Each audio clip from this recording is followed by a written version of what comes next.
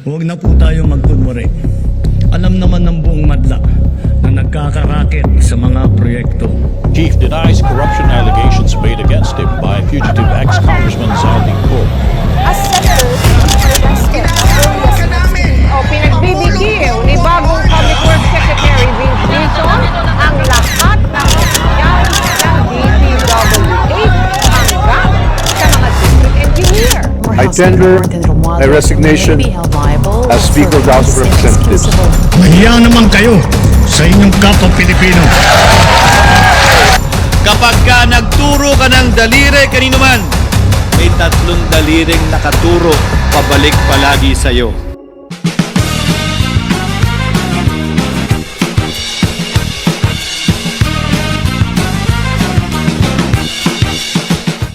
Hello guys! Welcome ulit sa bago nating episode 4. Tara, let's talk! And ngayon, ang pag-uusapan naman natin ay tungkol sa rise ng pangikibaka ng mga kabataan as well as ng mga kasama natin sa simbahan, mga ordinaryong Pilipino dahil nga sa recent na scandal ng flood control and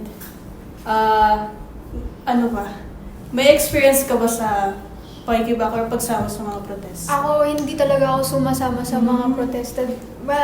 Health concerns mahina ako sa initan and sa madaming tao. Himatayin kasi ako. Kaya, sinasuggest nila na wag talaga ako pumunta sa mga ganong klaseng events as well as siguro sa mga, basta yung madaming tao, hindi ko kaya.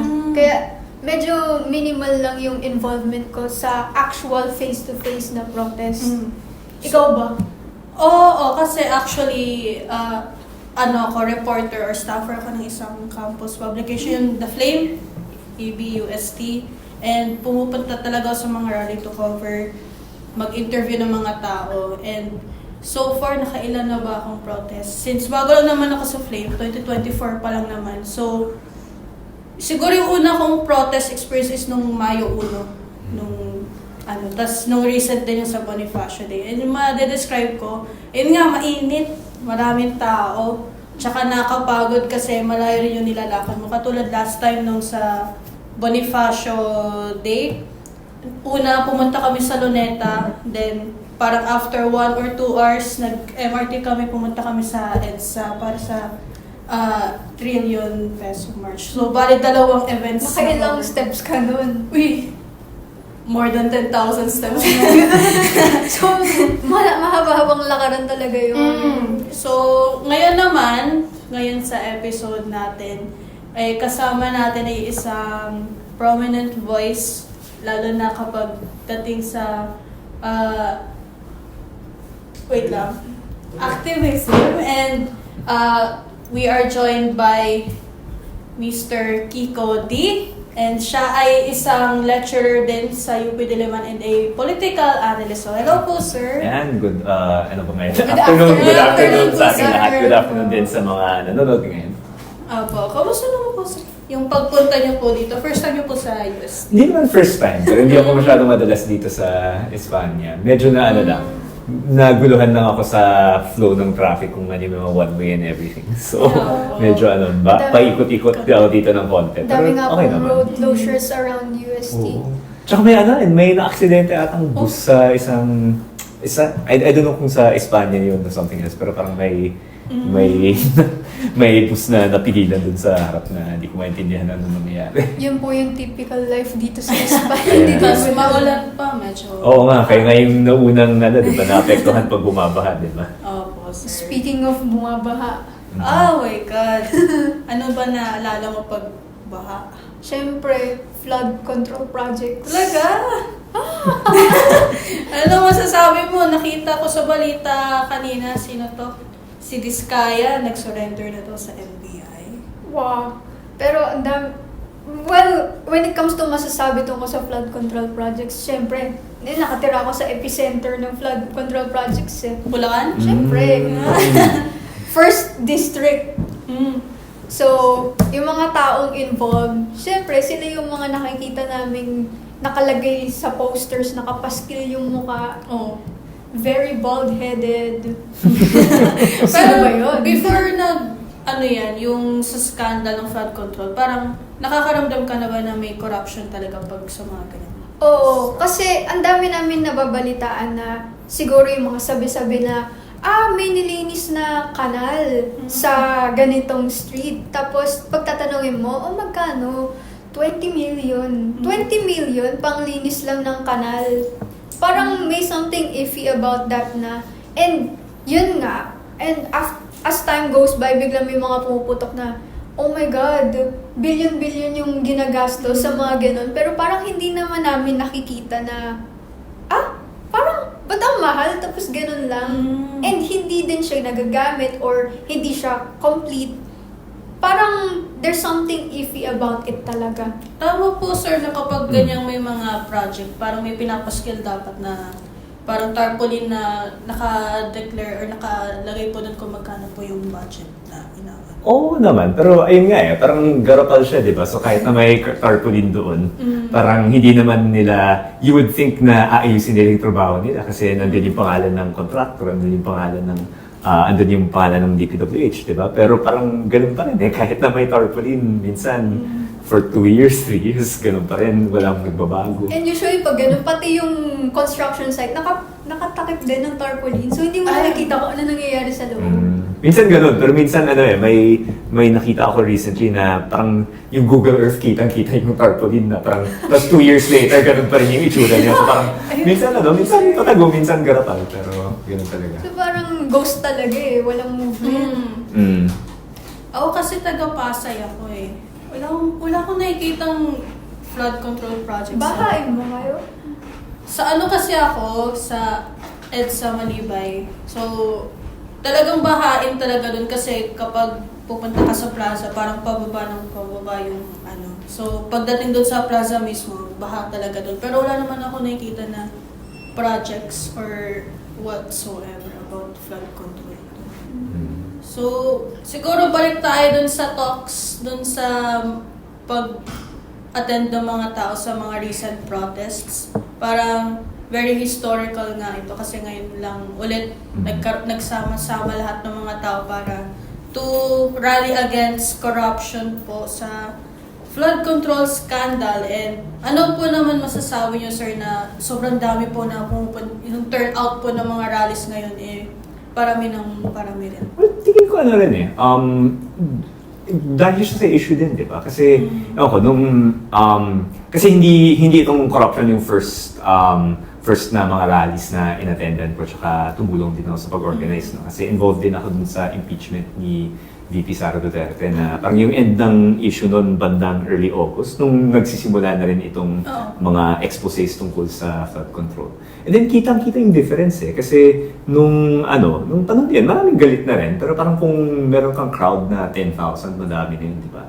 Pero kakaiba yung, and during that time pa nga, alala ko, nung nag-organize kami ng rallies, parang kinailangan din namin harapin yung baha Kasi alala ko may ibang mga cases kaming final or interventions kaming final sa Supreme Court na sobrang bahain din yung Padre Faura noon, di ba? So tumawid kami ng baha para maisumit yung filings namin. And then so yung realidad na yan na grabe yung baha.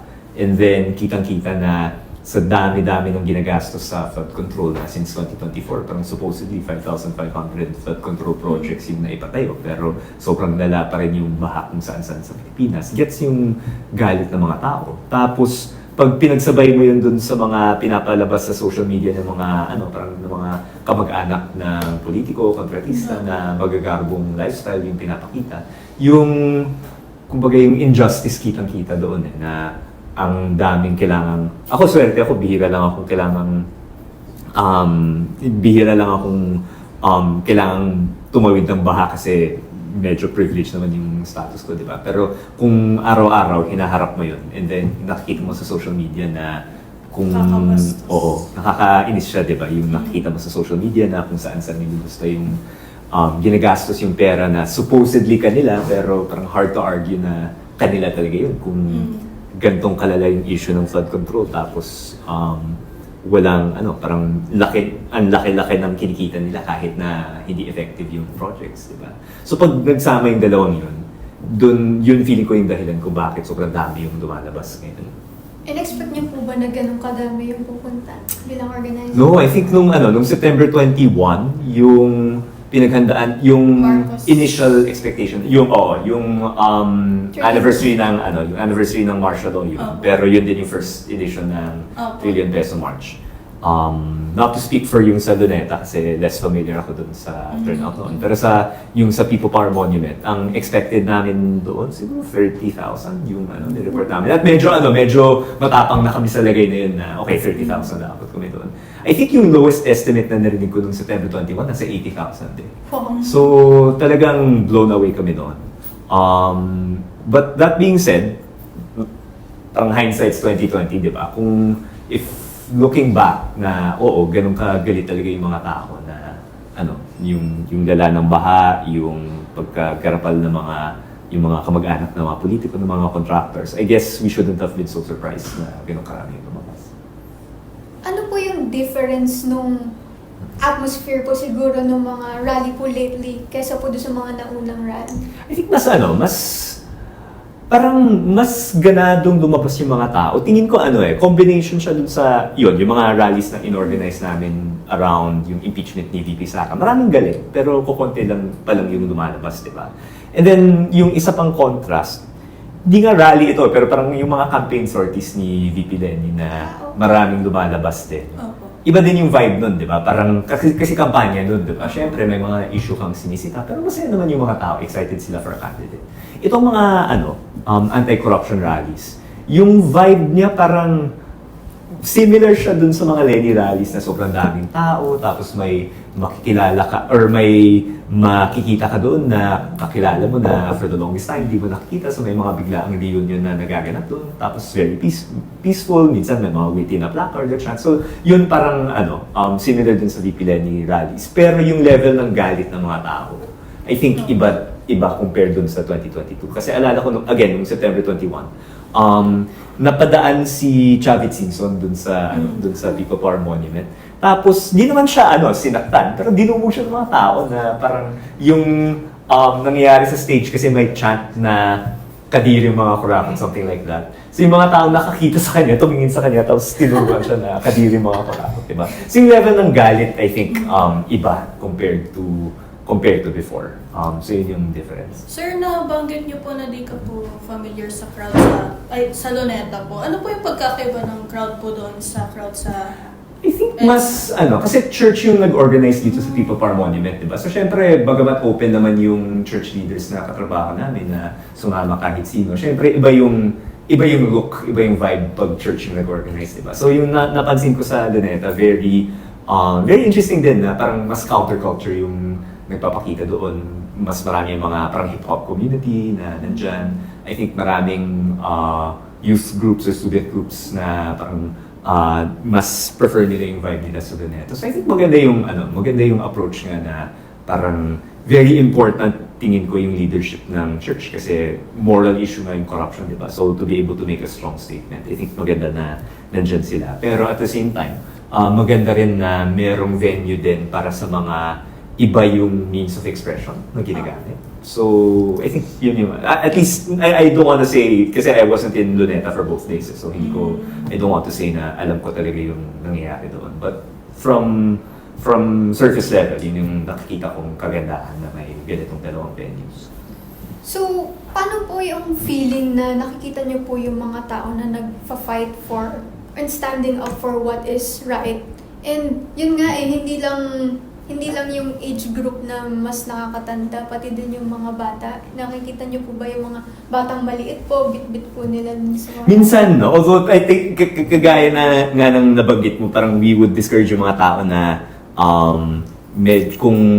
kung nag-aalanganin sila sa kalusugan nila, no? Parang from coming. So, I think this last time may sinet up kaming area sa EDSA Shrine para sa mga PWDs and seniors para kung yun, ayaw nila na nakakayo sa sobrang init na maraming tao, may space for them. Pero ayun, while we discourage it, hindi naman maiwasan kasi in the end, choice yan ng magulang kung dadalhin nila yung mga maliliit nilang mga anak And then parang in the end, choice din ng mga individual rally goers kung kaya nila o hindi, di ba? So, I think, in a way, parang validating siya pero also nakaka-pressure siya in the sense na, okay, at least, hindi, so parang, alam mo yung idea na, hindi ako crazy na galit ako sa mga nangyayari dito, di ba? Kita mo na sobrang daming tao ay galit din. So at least, yun, parang gets na hindi, kumbaga kahit na ginigaslight tayo minsan, gets naman natin na dapat magalit, di ba? Hindi weird na magalit sa flood control or sa kung anumang ibang corruption, kahit kung ano man yung sasabihin ng ibang mga politiko. Parang, I think, yun, validating siya. Pero nakaka-pressure siya kasi, alam mo yun, bilang organizer,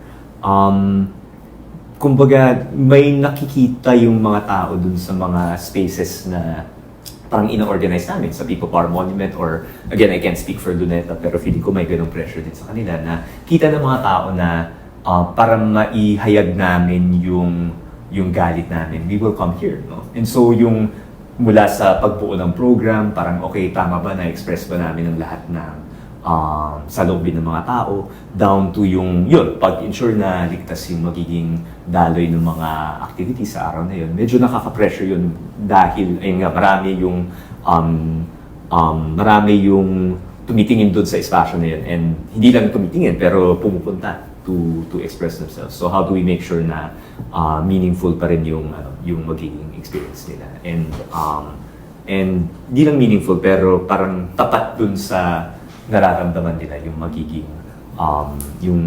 daloy lang ng lahat, from the program to the marches to everything. So, Sir, bilang organizer po, naranasan niyo na po ba na hindi kayo parang binigyan ng permit ng authorities? actually, yung aspect na thankful ako ay very good yung relationship ng grupo namin sa QCPD tsaka sa Quezon City Hall. Kaya in a way, medyo comfort zone namin yung People Power Monument kasi kilala na namin yung MMDA na nakasign doon, kilala namin yung Department of Public Order and Safety. Alam ko kasi medyo iba yung ugali ni Mayor Isko towards protest compared to Mayor Joy.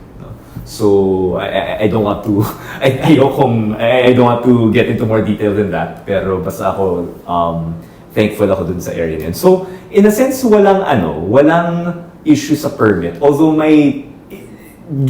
lalo na nitong November 30 na gets namin na okay, bagamat friendly kami sa isa't isa, iba talaga ang goal ng police ay mas maliit yung crowd para mas madaling ma-manage. Yung goal syempre ng rally organizer ay mas malaki yung crowd para mas malakas natin maihahayag yung statements natin, di ba? So, for example, yung isang back and forth ay yung location ng stage doon sa EDSA. Kami gusto natin mas malapit doon mismo sa EDSA. Kasi kung familiar kayo sa lugar, no? So yung EDSA, tapos perpendicular doon yung White Plains Avenue kung nasaan. Tapos yung intersection doon yung People Power Monument. Yung gusto sana namin at yung nagagawa dati nung parang early Duterte years, nung Pinoy years, ay doon mismo sa intersection yung stage. Pero ever since, ang talagang sinusubukang i-avoid ng police ay spill over into EDSA yung crowd. So pinapapasok nila paloob yung stage. So yung stage namin was around 200 meters down the road from pumunta po ako doon. Ang dami pong police doon nakapatrol sa... Very protective sila sa EDSA. Like even actually yung first rally na inorganize ko was People Power last year. So konti lang kami noon, di ba? Wala pang 3,000 siguro yung nandun. Mas madami pa yung police kesa sa mga nag-rally noon. At least ngayon, kahit na mas konting dumalo nung November 30, mas marami pa rin naman yung crowd namin kesa sa mga police na. Pero very protective sila dun sa People Power Monument. Pero meron pong mga tweets and posts po na, for example po, yung mga tao nakaganan na lang po sa police, tapos yung mga pulis wala pong ginagawa. Parang ang naging pong framing po dun, yung mga pulis, hinahayaan na lang po yung mga tao kasi they stand for the same thing. I don't want to put words sa mouth ng pulis na kung ano yung stand nila, di ba? Pero supposedly, ang approach nila dapat ay maximum tolerance. So, hanggat maaari, parang dapat pinapaubayan nila yung security ng ng rally goers sa organizers. So kami mismo may marshals din kami na naglilibot to make sure na parang walang untoward na nangyayari. Uniform po yung marshals niyo or... Iba-ibang grupo kasi. So baka iba-iba yung shirt pero may ID sila na marshal na na brand gamit ng branding ng at least sa Trio Beso Marching yun yung system.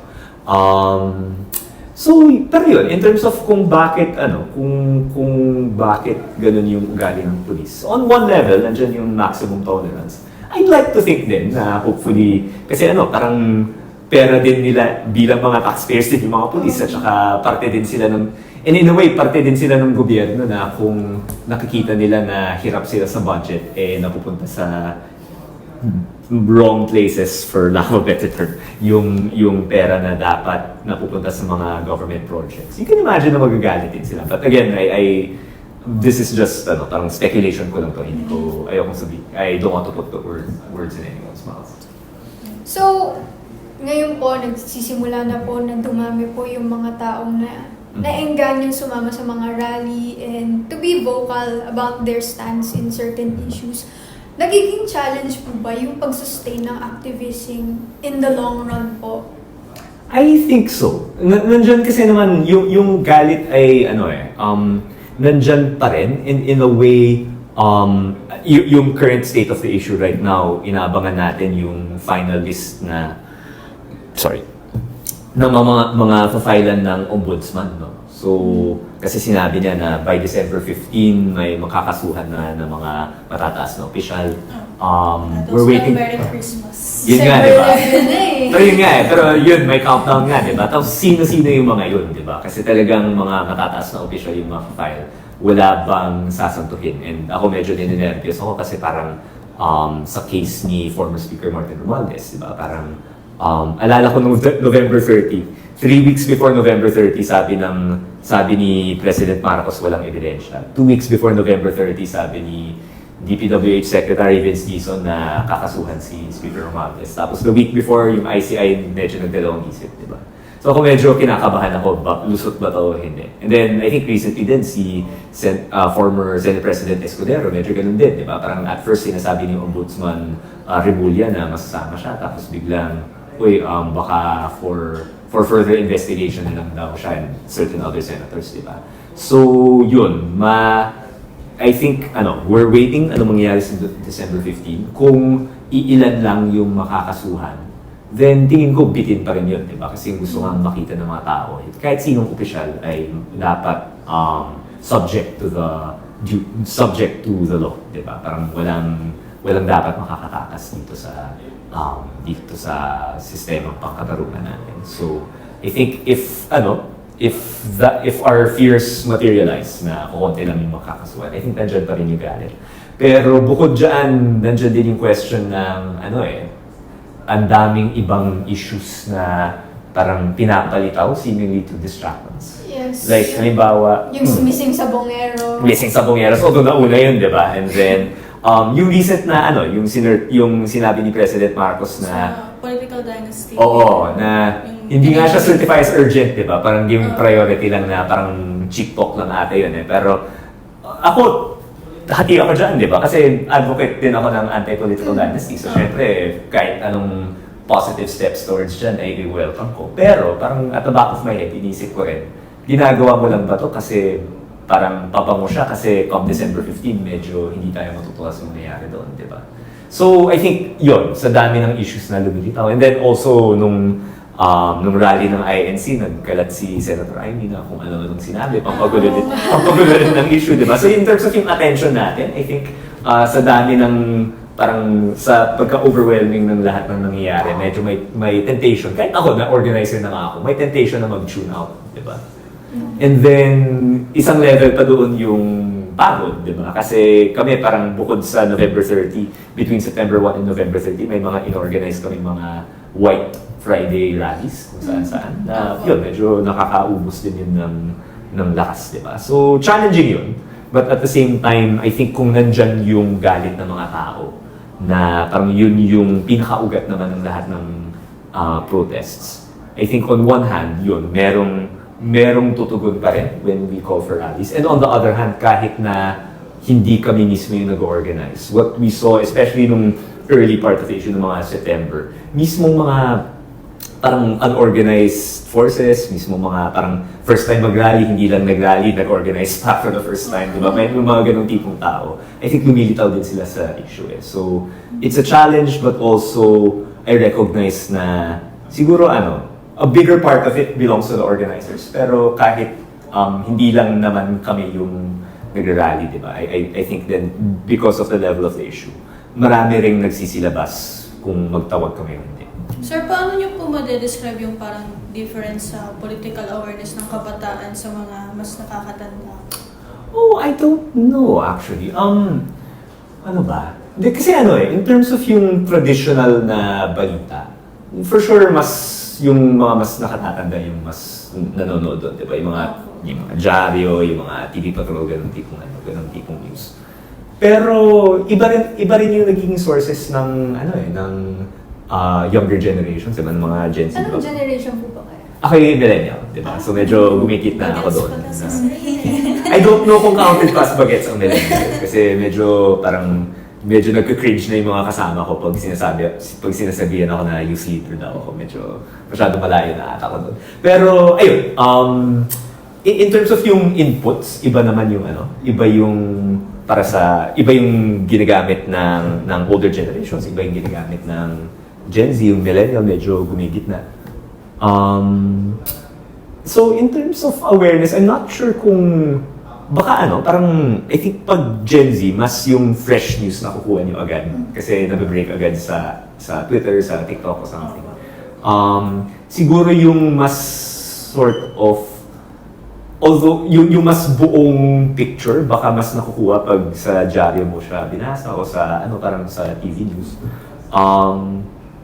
And then also in terms of yung tawag nito, yung partisan nature ng balita.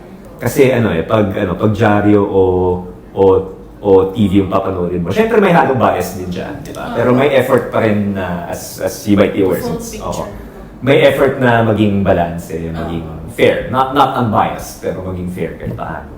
Versus kapag sa social media, yung loudest voices doon may leaning, May diba? leaning, Oo. Minsan parang may leaning, minsan pakagong may leaning, di ba? Pansin ko po pag sa social media, mga kaedaran po namin, most of them medyo left-leaning po sila. Right, di ba? And ako I share that leaning, di ba? Pero it's still a leaning, di ba? So I think in terms of awareness, baka mas qualitative yung difference kaysa quantitative, na parang aware naman yung parang aware yung kabataan, aware yung mas nakatatanda. Pero yung inputs na natatanggap medyo very different. And I don't know what implications that might have. Ano pong masasabi niyo kapag nakakita po kayo ng mga placard po, yung mga creative placard, yung parang that boy is corrupt, yung mga ganong klaseng Diba? Parang, yung naalala ko nga nung November 30, hindi ko alam kung naabutan niyo pa yung Dragon Ball Z. Diba? Pero yun. So kasi may Ako kami ganong kabata. Okay, sige. Thank you. So kasi may isang placard doon na yung mga Dragon Balls, yung dragon, tapos ang wish nila ay sana makuha ni Cara David ang lahat ng Dragon Balls. Witty, diba? Witty. So sana mag-gets na mga nanonood din. Meron din po yung One Piece, mga nagdadalang One Piece. Oo, yung flag, diba? Oo. Tsaka yung One Piece kasi hindi lang yan Pinas, diba? Kasi yung isa pang factor nga kung bakit, I think kung bakit pumutok yung issue dito is all around the region, diba? Sa Indonesia, sa Nepal, diba? Nagkakaroon din ng movements. And then yung One Piece flag ginagamit in all of these places, diba? So, very interesting symbol din siya. Yun nga po, yung napahapyawan niyo po kanina, yung pagod niyo po, paano po, hindi po ba nakaka-burnout po pag, yun nga, sobrang frustration nyo, tapos naghihintay tayo ng December 15 kung may mangyayari or wala. Paano pag walang nangyari? Hindi ba ang sakit sa kalooban nun na, shit, walang nangyayari? Walang nangyayari. Tutuloy ko po ba to? And if tutuloy ko, until to what extent? Opo. Parang after all the efforts you've exhausted. Sorry. Opo, yun. Same question po. Parang iba-iba yung atake, I think, dun sa problemang yun eh. Kasi ewan ko, talk to a different activist or talk to a different organizer, iba yung lapit niya doon. Pero para sa akin, kapag nabibigo tayo sa advocacies natin, parang you can treat it as okay, parang okay, natalo ako, so hindi ko na to gagawin ulit. Or you can treat it as okay, sinyalis yan na kailangan ko pang mag-push, di ba? And I think minsan hindi ganun yung reaction ko every time. Minsan nagpapatalo din naman ako kasi tao lang naman. Pero I think lalo na sa isyung to dahil nga kasi yung kung in a way kung mas matino yung gobyernong to, I think baka mas makakampante yung mga rallyists. Pero dahil yung nakikita nga natin na lahat ng matinong nangyari na anti-corruption ay hindi ginawa ng kusa ng gobyerno, pero parang ginawa lang nila kasi may nangangalambag na protesters. I think yun yung pinaka-incentive din na parang hindi lang na yun. May konti tayong nakikitang progress, pero kita natin na dahil sa pagkikilos natin yung progress na yun yung incentive na sige, tuloy pa natin, di ba? Kasi in a way, in a world na mas matino yung gobyerno, hindi na kailangan mag-rally, di ba? Parang gagawin nila ng kusa yung pag-investigate ng corruption. In a world na mas sarado yung gobyerno, mas nakakadismaya din yun na kahit anong gawin natin wala nangyayari, di ba? So I think nasa sweet spot tayo na yung gobyerno natin ay saktong wala silang prinsipyo pero mahina rin sila, so natutulak sila in a certain direction, and that's an opportunity for yung social movements. Sir, paano po ma-describe yung kind of yung government po natin? Paano po sila ma-describe? Ayun, parang I think very corrupt, malinaw, kasi wala namang... Nakikinig po ba sila sa tao sa tingin niyo? I think napipilitan sila. Kasi very corrupt sila, pero wala silang lakas na panindigan yung corruption na ginawa nila. That's weird to say, di ba? Panindigan yung corruption. Pero if you would imagine maybe a stronger leader than Bongbong Marcos, baka kung halimbawa not to say na ito dapat ibang gagawin, di ba? Pero kung halimbawa si Chis Escudero yung presidente. Si Chis Escudero parang nung panahon ng impeachment, kahit na parang sobrang daming mali niyang ginawa in terms of the process na pinadelay niya and everything. Hindi niya yung parang pinaka-last day po niya. Oo, di ba? Parang ang dami niyang weird na ginawa, and weird is putting it mildly. Kaya niya talagang ipagtanggol yung sarili niya, di ba? Na parang yung statement, yung binasa niya yung speech niya, parang siya pa yung mali na na inupuan niya yung impeachment case. At siya pa yung parang as if siya pa yung biktima na kawawa naman niya, na parang pinagpipestahan siya ng mga podcasters or whatever, di ba? O kawawa. So parang kaya niyang ipagtanggol yung sarili niya. And then even nung unang sinita siya for his yung campaign contribution niya sa SOSE, na parang yung isang malaking contractor pala yung top donee niya, na parang ang lakas niyang ipagtanggol yung sarili niya, na parang 1% lang ito ng lahat ng corruption. Bakit inuna yung 1%, di ba? So, I'm not saying these are correct arguments, di ba? Puro medyo may pagka yung sophistry, di ba? Na parang may kung alamang argument yung makakalusot, yun ang yung gagamitin. Pero yung ganong lakas ng loob, kung ganon yung presidente natin, baka mas mahirapan tayo, di ba? Pero dahil nga yung presidente natin ay, again, in terms of corruption, tingin ko baka higit pa kay Chis Escudero dahil siya nga yung nag-oversee ng lahat ng budget natin, di ba? So in terms of corruption, parang malala, di ba? Pero in terms of strength of character, dahil hindi niya kayang gawin yung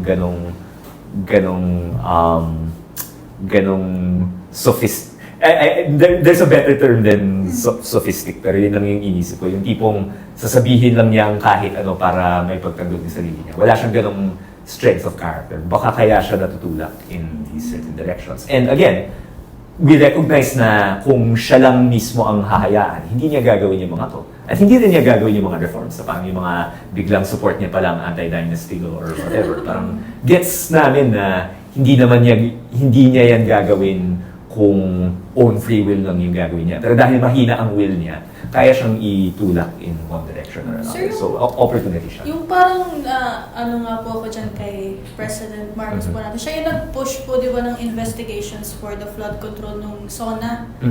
Pero ngayon po natatag na rin po siya doon. So bakit po kanya pinush yung investigation? I think part of it is yung kahihiyan. Kasi yung flood control, pumutok siya actually for the first time, 2024 pa. Nung SONA niya nung 2024, di ba? Kasi yun, pinagmalaki niya na may 5,500 flood control projects. Kasi parang kasagsagan, parang may 2 bagyo, 3 bagyo pumasok sa Pilipinas. Tapos Oo. galit na galit yung mga tao. Tapos nung nag-SONA, bigla niyang sinabi na may, mag-push daw siya ng investigation sa DPWH. Yun. So parang reverse yung yung 2024 kasi, binanggit niya, ang galing ko, may 5,500 flood control projects ako. 1 week later, bumaha kung saan-saan sa Pilipinas, di ba? So, parang medyo sinaway siya ni God nun, di ba? Tapos, Divine intervention na po. Or kung sino man, di ba? O, nang maulap kung hindi kayo religious. Tapos, nung 2025, kabaliktaran, malala yung bagyo going into the SONA. And then, dala rin yan na parang pinahiya siya noong 2024. Kasi din dami din po nagdirilasan yung presidente, di ba? Oo, di ba? So, yun, come 2025, sige, babawi ako. So, sisitahin ko yung mga props sa flood control na yun. And then, honestly, ang tingin ko, kasi ang unang ginawa niya after that ay yung sumbong sa Pangulo na website. Tsaka yung parang in-identify niya yung top 15 contractors dito sa flood control. Meron din pong database na lahat po ng flood control projects sa Philippines naka-state doon, tapos yung budget, yung contractor. Oh, yun. Yun, di ba? Pero, so I'm not sure if that's exactly the same dun sa sumbong sa Pangulo. Pero what turned out to happen was, so nangyari yun. Si Senator Lacson parang umatake siya kasi dito siya magaling, di ba? Yung mga pag-investigate. So, and then dun sa sa pag-investigate niya, ang nangyari, dahil sa top 15 contractors, na-expose na top donor yung isang contractor kay Chis Escudero, si Lubiano, di ba? So, na tanggal si Escudero, Senate President, pumalit si Soto, si Lacson yung naging head ng Blue Ribbon Committee. Nung hawak na ni Lacson yung Blue Ribbon Committee, yun. Nag-withdraw ata si Lacson, tapos nag-sign siya ulit as Weird din yun, di ba? Parang ano siya, Oo parang nga hindi siya eh. makadecide. Oo nga, di ba? Pero nung unang stint niya, na ang weird ilang buwan nun, pero nakadalawang stint na siya, di ba? Pero nung unang stint niya, parang dun niya nilabas na kulang lang kung titingnan natin yung mga official na, or yung mga nakalistang flood control projects sa GAA. Kasi meron ding unprogrammed funds na dun din nadadivert sa mga nadadivert sa mga flood control projects na wala doon sa initial list ng isumbong sa Pangulo, di ba? So, lumaking issue. And then eventually, kailangan gumawa ng ICI, yung Independent Commission on Infrastructure. Pero yung ICI na yan, wala siyang contempt powers na mag-force sa mga tao na mag-participate dito. Kaya si Diskaya, mabuti na nag-surrender siya ngayon. Pero after one meeting sa ICI, nag-decide lang siya na, okay, hindi ko na trip mag-participate dito. Wala magawa yung ICI doon, di ba? So, kulang yung powers ng ICI. Yung kasi yung Independent Commission. So, basically, yung point ko is, parang ang ginagawa ata ni President Marcos is, he's building the bridge while he's crossing it, di ba? Siyempre, hindi siya magaling sa infrastructure. So, parang very slow yung pagbuo ng bridge. Tapos, parang he's trying to cross, pero hindi niya alam, okay, ano yung next step. Tapos, until we got to this point nga, na parang, at first, parang mukhang ready na sila na mag-file ng cases kay Speaker Martin Romualdez, kay Senate President Escudero, go all the way to the top. Pero bigla atang nagdadalawang isip for whatever reason. Tapos biglang may pasabog na, okay, i-prioritize nyo itong bills na to.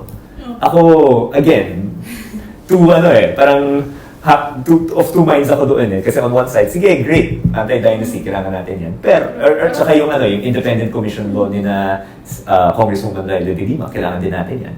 Pero, kung ang kapalit niyan ay, okay, walang kaso kay Romualdez, walang kaso kay Escudero, parang sad, diba? Pero yun yung kinatatakutan ko na parang he's building the bridge while he's crossing it, na kung hindi pwede itong step, okay, I have to come up with this other thing na parang palaki putas, and then Which is again, yun din yung metaphor ng flood control, di ba? Puro pa nakikibutas kaya nasisira lahat, di ba? How many years do we have left with President Marcos 3? 2028. So, oo. Sir, do you think it's ideal na ipa-resign siya o mapatalsa? Ako, kung I think all this mess. two minds din ako doon. Kasi parang tingin ko, three minds ako doon. So, siguro kapag Paul say, prof, ang daming inisip at the same time, di ba? There's one level na sa isang demokrasya, dapat election kasi yung ginagamit na solusyon o sandata laban sa corruption, di ba? So kung yung panakot natin sa mga corrupt na elected officials is kapag nangurakot ka, hindi ka babalik sa poder, di ba? So ang first level ko ay dapat magamit natin yung electoral system natin at yung constitution, yung democratic institutions natin para mapanagot yung mga corrupt. So kasama dyan yung mga kaso, pero kasama din dyan yung election na i-vote out sila. So ako ang hope ko is umabot nga tayong 2028 and then gamitin natin yung balota para parang with one voice masasabi natin na tama na yung corruption. We're punishing yung mga corrupt. On the second level though, parang tingin ko fair yung mga nagtatawag na mag-resign si President Marcos. Kasi I think politicians here and around the world have resigned for less, di ba? Over less. Na parang konting level of corruption na may... Of course, in parliamentary systems, I think it's easier to resign kasi mas institutionalized kung ano yung gagawin pag may nag-resign na Prime Minister, halimbawa. Mas magulo yan pag President. Pero, ayun, may mga nagre-resign over more minor things, di ba? Parang, ito, I'm sure di nyo na naabutan, pero di ko rin naman naabutan. Pero sa US, di ba, kung familiar kayo sa term na Watergate, yung scandal sa US na Watergate, di ba? Si President Nixon, nag-resign siya kasi meron siyang hinire na goons na parang puntahan yung headquarters ng kalaban niyang partido para magkumuha ng documents. Something like that. I don't know if that's 100% correct. Pero yun yung scandal. Meron siyang goons na pinasukan yung HQ ng Democrats para makakuha ng campaign documents or whatever. So, minor lang yan compared sa 450 billion pesos in insertions, di ba? Na isang taon lang yun, di ba? So in a way, on a second level, yung mga nagsasabi na dapat mag-resign si President Marcos, I can relate to that. Or I can appreciate din yung call na yun. Kasi, yun, parang leaders here and around the world have resigned over this. Tapos yung third level naman ay, okay, kung nag-resign nga si President Marcos, sino yung papalit? Yung impeachment ni Oo. Sara. And I think may balita ngayon na parang may nililink kay VP Sara na other anomalies nung nanunungkulan siya as mayor sa Davao concerning medyo fresh pa lang, pero parang may track record din siya ng corruption, di ba? So I think taken as a whole, bumabalik ako dun sa basic point ko na dapat magagamit natin yung electoral system natin to punish corruption. So I think that's the best way forward. Pero but at the same time, wala akong ma-fault kung may panawagan sila na resign Marcos o resign Duterte and Marcos. Tingin ko appropriate din naman yung cause na yun. So, yung experience niyo po bilang organizer, non-activist, nagkakaroon po ba kayo ng backlash? Hindi po naman natitreten yung buhay niyo? Meron po bang mga cyberbullying? Actually, thankful ako kasi parang, ang katanging social media ko ay isang personal Facebook page na medyo private, na parang, yung default setting ko ata ay for friends only. Tapos kapag meron akong gustong i-post, or pag meron akong kailangang i-post na nainis yung mga kasama ko kasi tamad ako mag-share. Pero, yun. So, very private. Kailangan mo talagang hanapin yung Facebook page ko para ma-cyberbully niyo ako. So, thankfully, paminsan-minsan may pa-message request na isa na pag tinignan ko yung laman, parang medyo minumura ako. Pero beyond that, not too much. So, Kapag kunwari, sir, binabalita ka po, kunwari may interview po sa'yo, tapos yung mga comments mo, nababasa ka po ng mga bash? Sometimes I will, pero parang yung comments naman, I think yung ginagawa ko for myself, for my mental health, ay kung minsan babasahin ko yung comments, Pero ang rule ko ay, kung hindi mo seseryosohin yung bad comments, hindi mo rin dapat seryosohin yung good comments. Di ba? So parang kung babasahin mo lang, treat it as information. Kung I will read it. Minsan, okay, hindi ko na susunod yung rule na yan ng 100%. No? Minsan kapag may magandang comment, natutuwa din naman ako. Pero as much as possible, I try to make yung, pag binabasa ko yung comments, parang, okay, saan ako pwedeng mag-improve dun sa ginawa ko. And then, ang sinasabi ko is, okay, i-ignore ko yung lahat ng mga na parang negative na tingin ko negative for negative sake. Tsaka pag-balance, para fair. Kasi mali rin naman na, okay, ignore ko lahat ng negative, papansinin ko lahat ng positive. Parang mali din yan, di ba? Echo chamber na rin. Di ba? So, ang rule ko is, kung i-ignore ko yung negative, kailangan medyo isang tabi ko rin yung mga positive, na hanapin ko rin yung mga may comment. Actually, in a way, may ibang negative na useful eh.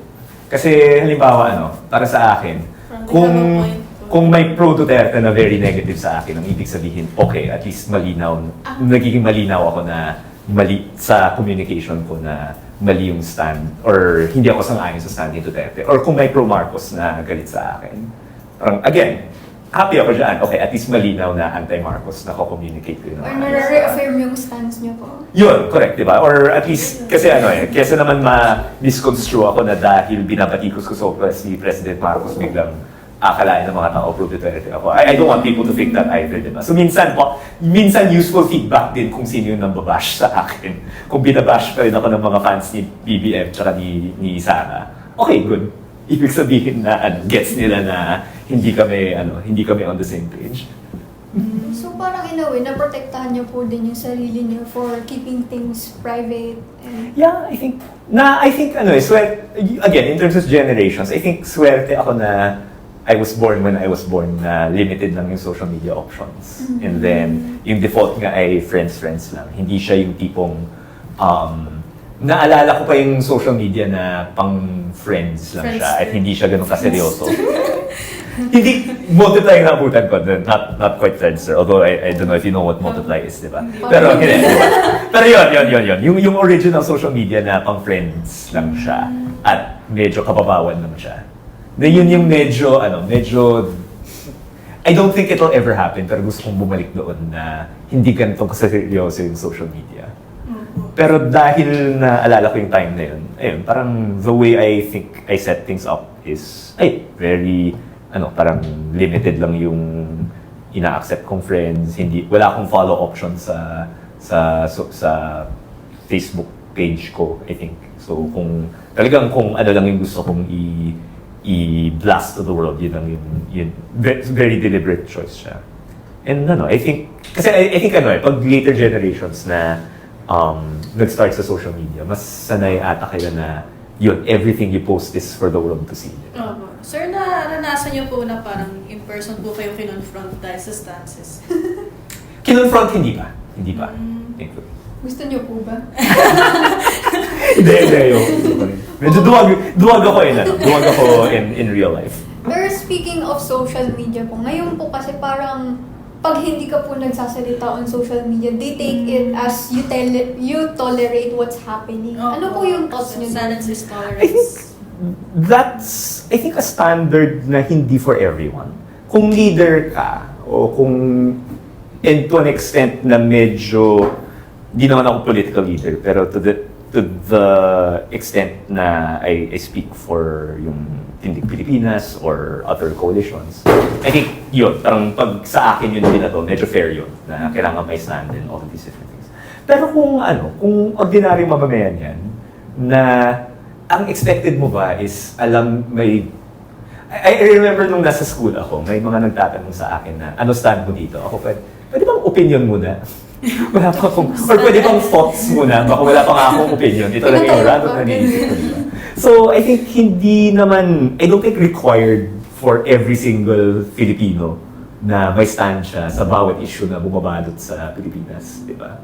And I think dapat, for more people, we should give more, not our politicians, not our leaders, kasi sila dapat, leaders nga sila, di ba? So dapat may stand sila. Pero yung standard na yan, dapat hindi natin ina-apply sa lahat. For most people, I think, dapat binibigyan din sila dapat ng konting space to figure things out for themselves. Parang Hindi sila yung madalas. leaning towards i-educate muna yung mga tao bago po Well, to an extent, kung advocate ka, oo, tama yung you help, parang educate people. Pero kung curious ka lang na anong stand ng isang tao, and pag sinagot niya, I don't know, parang, okay, hayaan niya na siya na, parang, either, kung mahalaga talaga yung issue, darating din yung punto na mabubuo din niya yung stand niya doon. Or kung, parang, it's possible din na, I don't think that applies to this corruption thing kasi maraming nakaka-affect. Pero it's possible din na baka yung issue na feeling mo sobrang important, baka it's not that important for that other person. And sometimes, medyo yun yung nakakalungkot minsan for an activist, pero totoo din na minsan yung cause na pinakamahalaga sa'yo ay, for the majority of people, ay wala talaga silang pake. And I think challenge para sa'yo is to make more people care. But also there's the recognition na parang I'm not entitled to the attention of other people. Sorry kung saan napunta yung argument. Parang that's the thing with social media. Kasi minsan kapag you speak up na rin about social issues, you get called performative din minsan. Wala panalo, di ba? So ako, parang talk about the things you care about and then if you don't care about it, don't talk about it. Parang, again, I think, I wish, at hindi ko alam kung mangyayari to, pero I wish we could go back to the time na puro joke time saka kababawan lang yung social media. At hindi siya itong parang, yun, like ako, I mean, you can use social media for good, pero tingin ko on the balance, bad thing na lahat ng mga politiko kailangan may social media account. Never ka magiging, wala kang ma-achieve na political or in terms of advocacy kung wala kang social media. I think on the balance, negative thing yun. Kasi yung SOCMED kung kababawan lang siya, you can say mean things, pero if you just keep it in that sort of space na wala lang to, joke time lang to, hindi siya ganun kahalaga, then you can be as edgy as you want, di ba? Pero pag pumapasok yun dun sa mga seryosong usapin, parang the pressure to be involved starts to get created and then nagiging toxic din siya. Di naman ako eksperto sa social media, so baka parang thoughts ko lang to. Sir, kapag humupa na po or medyo quiet kasi ngayon yung sa flood control since nga investigations are ongoing, ano po kaya pwedeng gawin ng kabataan or ng ordinary citizen para to stay involved in activism or like sustaining the anger? So I think, so again, last point on social media, parang yung statement nga na medyo nagko-calm down yung issue, sa standard natin, medyo matahimik na yung mga bagay-bagay. Pero just to refresh, di ba? Parang may recent, when was it, di ba? Last week lang last week lang nag-resign si Secretary Dave Singson sa ICI na big deal yan, di ba? Parang 10 years ago, parang for the whole week pag-uusapan, okay, parang bakit siya nag-resign and everything. So I think in terms of standards lang, parang recognize lang natin na sa sobrang chaotic ng mundo natin, we feel like calming down na yung issue sa level na ito na yun, parang 30 years ago, parang height of the scandal pa rin yung trato natin. So, I feel like, hindi naman, I don't know if that's exactly true, pero, yun, parang weird lang sa akin na calm down agad. But that being said, acknowledging na medyo nagka-calm down na siya ng konti. Although baka magka-flashpoint ulit sa December 15 pag in-announce na yung mga kakasuhan.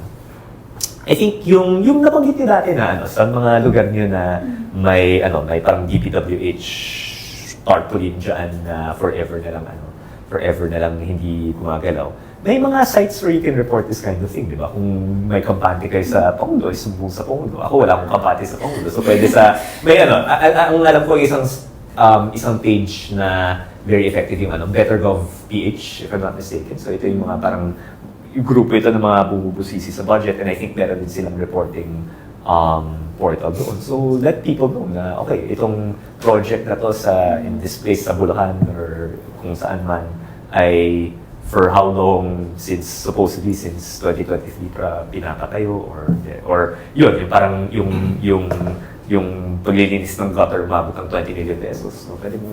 Pwede mong i-report yun. I think another thing is, and then I think the other thing din is parang malakas, strong advocacy ko din yung political accountability na gagamitin natin yung election to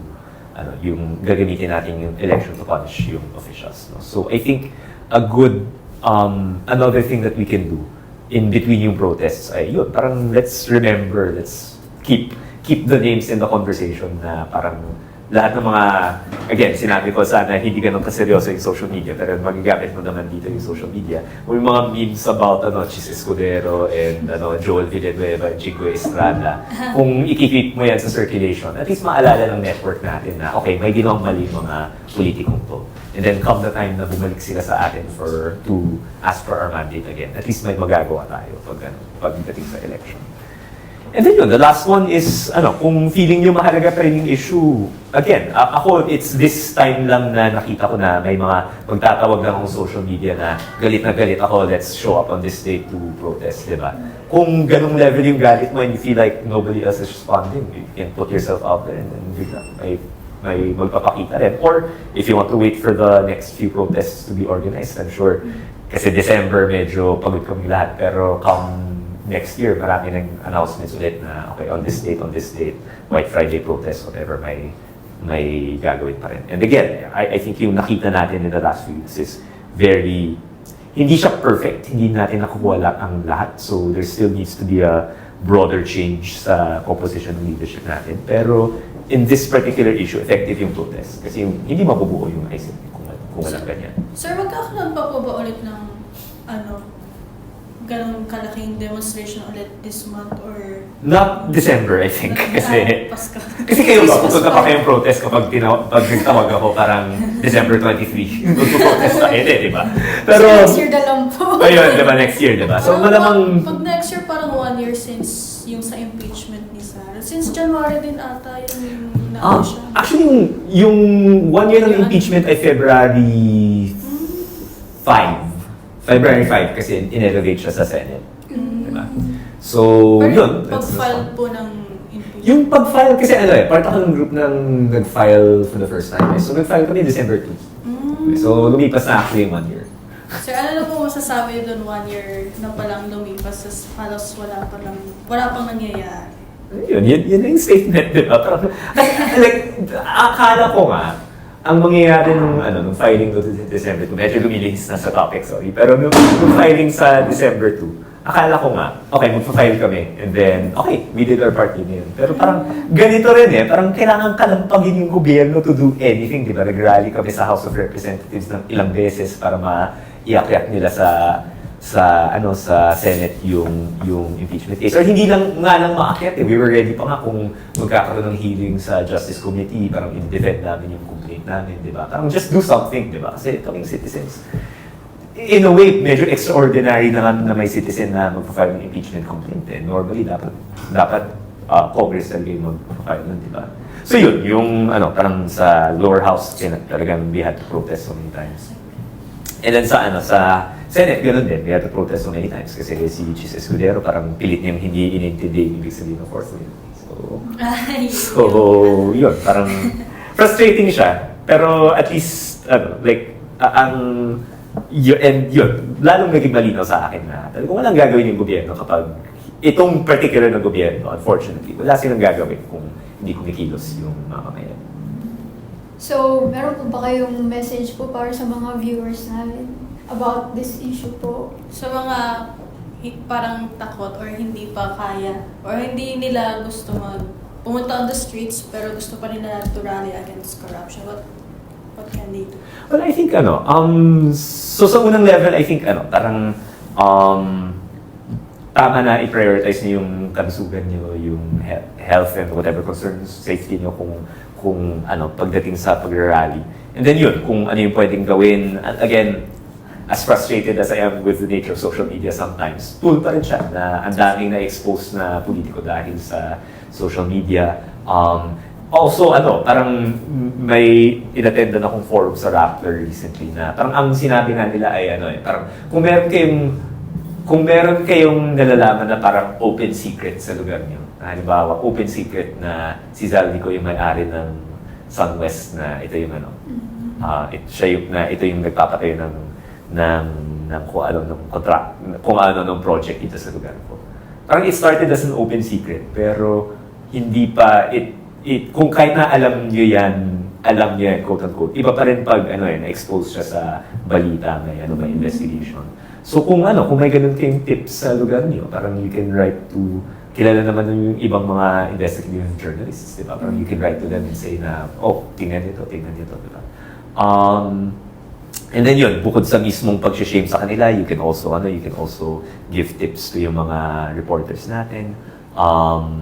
And then, pero I still will say, kung nagawa niyo yung lahat, it still helps kung lumabas kayo sa protest, diba? Kasi nga yung big change, yung significant steps na nakita natin dito sa corruption, nangyari lang yan kasi nag-protest yung mga tao. So, again, unahin yung health nyo, definitely. Don't do anything that you feel would put yourself in danger. Pero kung nasa lugar kayo na you feel like makakapunta naman kayo na walang negative effects sa kalusugan nyo, I would invite you to still come to the protest. Mahalaga pa rin na nandiyan tayo. Yan. So, Yun na po. Thank you, sir. Thank you. Salamat po, sir, for accepting our invite. Medyo rushed po ba siya? No, okay naman. Parang hindi ito yung pinaka-rushed na. Hindi ito yung pinaka-rushed. So, Si Sir Ian nga ay on the day off siya nang-iimbita for Facts First. Oo. Ewan ko kung ano. hi, sir. Yeah. So, ito at least may 2-3 days notice naman ako dito. So, okay naman. Sobrang insightful po nung conversation po na nangyayari sa Oo. atin. Siguro po pag mas malakas na ako, Sasama ako sa iyo, sir. Oo. Sasama ka sa amin. Thank you. Okay. Kailan ba, sir? Ayan. May plans po ba kayo, sir, to organize again? Definitely Like next magkakaroon. I think, unless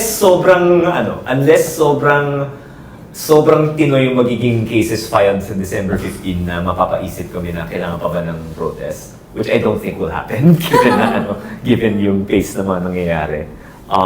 I think committed naman kaming lahat na at least sa Trillion Peso March na magkaka-part 3. March. Pinag-usapan, may March na sabi, may February na sinasabi. So, we'll keep you posted. Pero sa ngayon, mukhang 95% magkakaroon. And then, Abangan na lang. yeah. So, Yan. ano? Wala na akong masabing iba. Hindi naman. Pero, yun na po. Thank you po for coming. Thank you. And thank you for indulging us na... Indulging us. Kinain. Thank you po na... Yan. And to our viewers, sana marami din kayong napulot dito. And, Yun nga, to those who are hesitant to speak up, meron din time na you will take the chance to, yun nga, stand. And I hope that time comes,